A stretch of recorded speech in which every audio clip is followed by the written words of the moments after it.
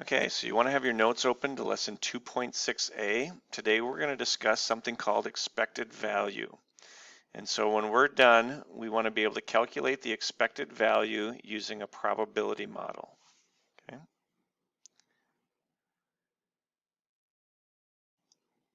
All right, so find this page in our notes. Make sure that you hit pause at any time if I'm going too fast. Okay, so the thing we're going to talk about today is something called expected value.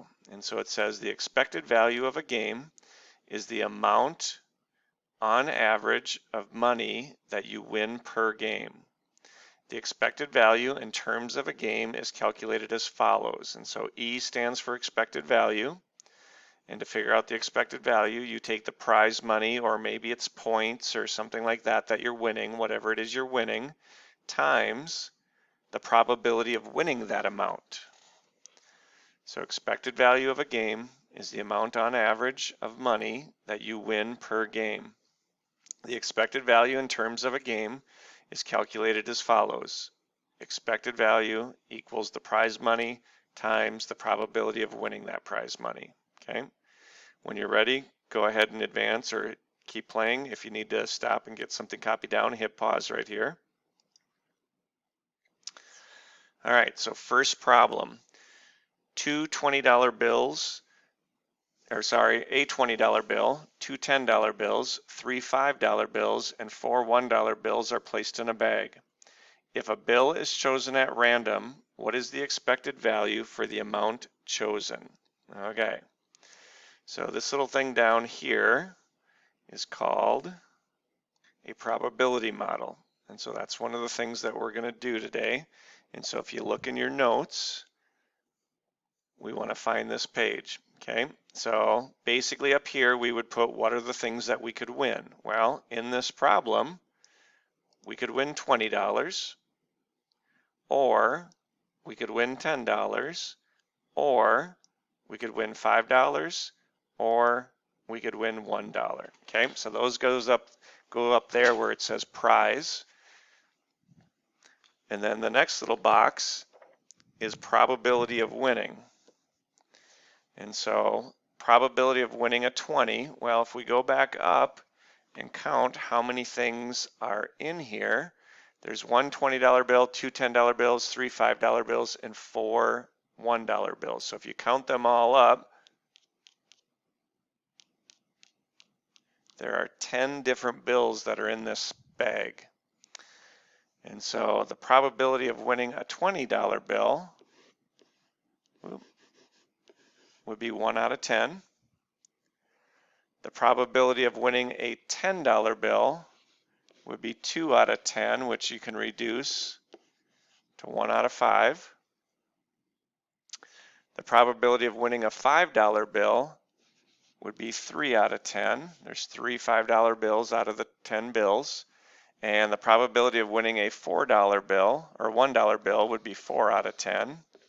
And if I reduce that, that would give me 2/5. Okay, so that's the first chunk that you need to do. Then each of these little boxes right here is going to produce basically a little equation. And so underneath the $20 bill, I'm going to take the amount I could win times 1 over 10. Then in the next box, I'm going to take $10 times 1 out of 5.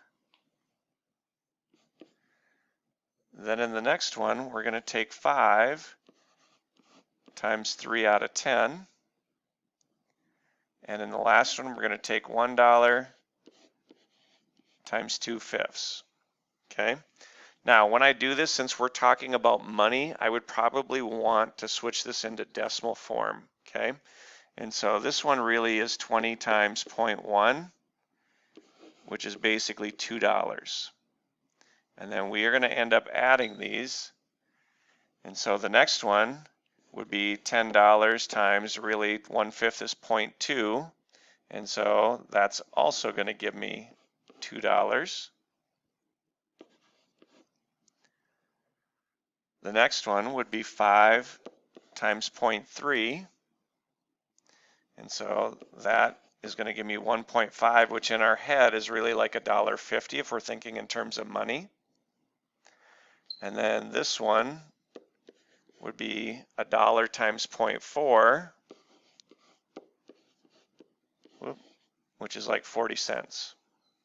Okay, so you need to figure out each of those little amounts. And then we add them all together. So $2 plus $2 plus $1.50 plus 40 cents. So I believe if we add that together, we're going to get $5.90. And that amount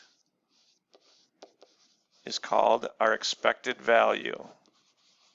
Okay, so here's what this means. If this was like a real game, like we could go to a casino and play, if I play it thousands of times, a ton of times, I should expect on average to win $5.90. Okay, and so here's where this becomes important, and we'll talk about this tomorrow quite a bit in our lesson, or next Monday, whenever we get to our next lesson. What this number, or why it's important, is knowing this number tells the casino owner or whoever owns the game. So if we're the casino owner, we know that we're going to pay out $5.90 on average to the people that play it. We need to make sure that we charge more than $5.90 for every person that plays to make a profit. This would be $5.90 would be like the break-even amount for the casino. And so typically what a casino would do is they'd say, okay, well, we're going to make this game cost $6. So every time somebody plays it, you win 10 cents. Well, 10 cents doesn't sound like a lot until you think about how many people go into a casino and play the game. So every time somebody plays, the casino makes 10 cents on average, even though sometimes they might pay out a 20, sometimes people might win a 10, might win a 5, might win a 1, whatever it is. But if we think thousands of people play this game, on average, the casino will win money. Okay? All right, let's go to the next problem. All right, so this is just a little quick summary of it. So although there's not a single possibility of drawing one bill and getting $5.90, you would expect on average to win $5.90 over the long run. That's what expected value stands for. Okay? All right, next one, student council. And so it says the student council is raising money to support a program called the Shoes for the Homeless.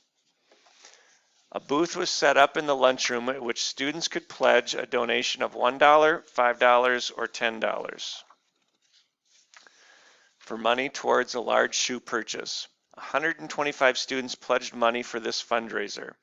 80 students pledged $1, 25 students pledged $5, and 20 students pledged $10. Build a probability model for this situation. All right, so that's what we're going to do first, is build our little probability model, okay? And so when we fill one of these in,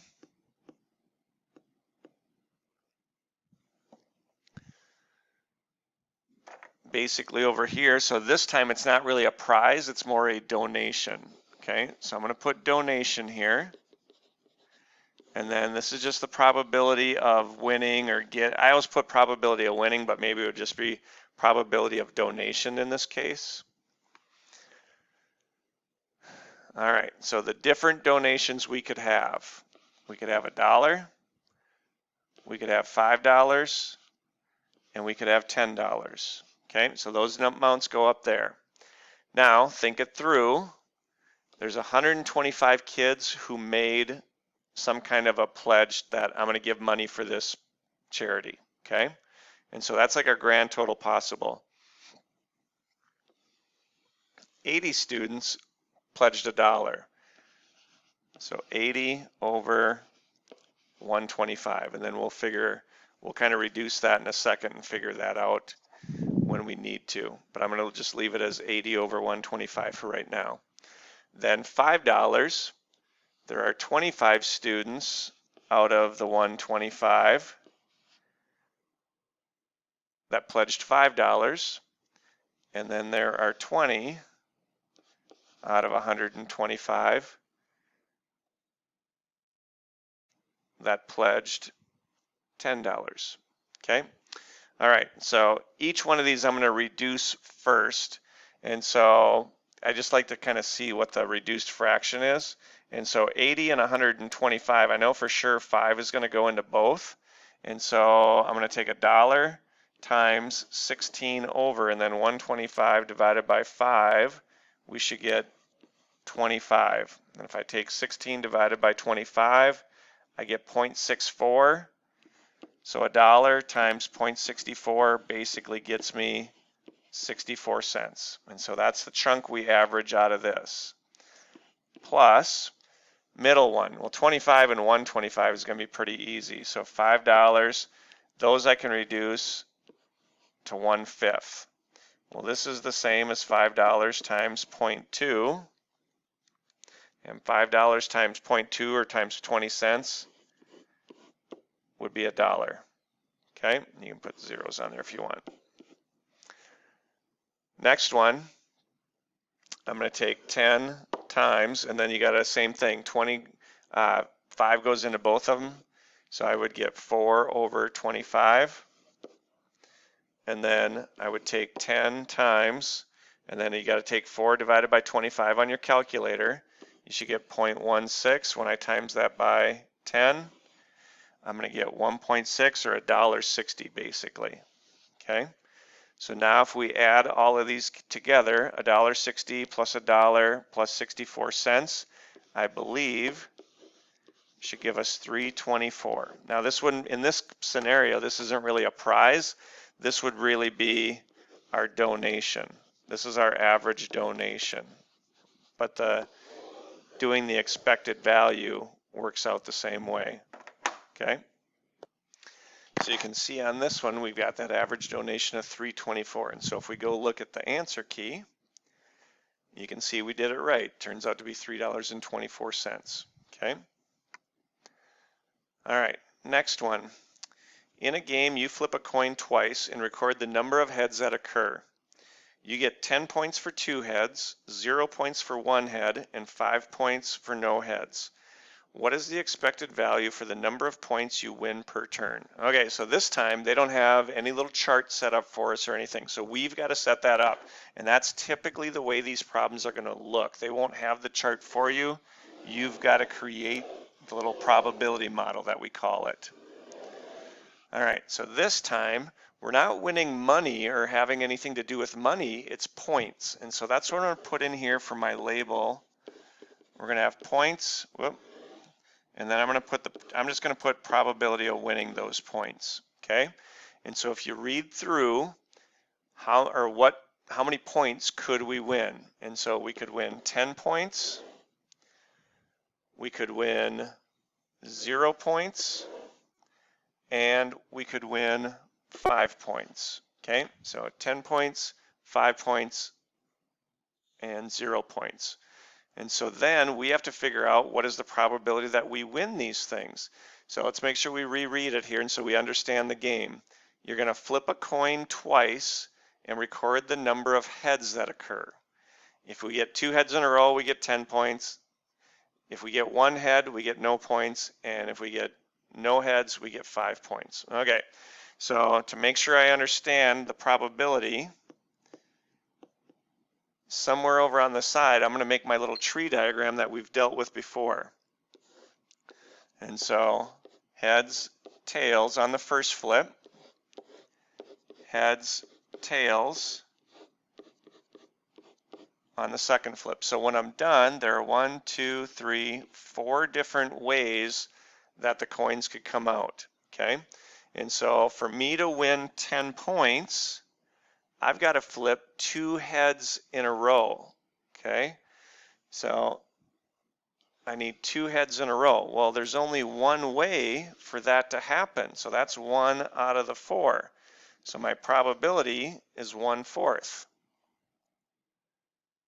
0 points is if I get 1 head. Well, if I look at my little tree diagram, right here is heads, tails, which means there's 1 head. Right here is tails, heads.